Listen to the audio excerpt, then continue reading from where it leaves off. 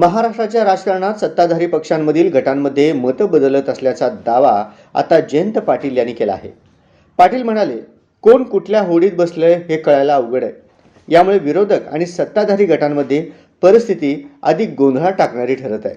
राजकीय धोरण, नवे भागीदारी आणि आगामी निवडणुकांच्या संदर्भात हे विधान चर्चेचा विषय ठरले आहे.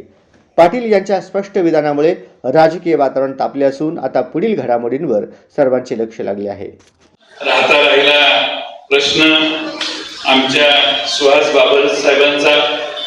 अनेक घोडे असल्यामुळं त्यांच्यासमोर चिंता आहे.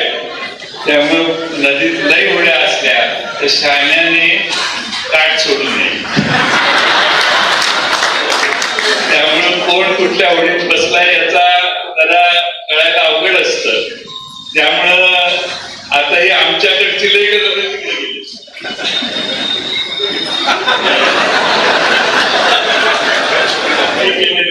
विशालने सांगितलं असेल तिकडे जाऊन.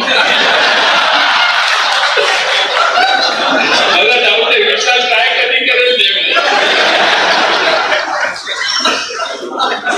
आधी एक आता सांगलीकरांना उत्सुकता काय, 2029ला विधानसभेचं तिकीट तुम्ही कुणाला दिलं?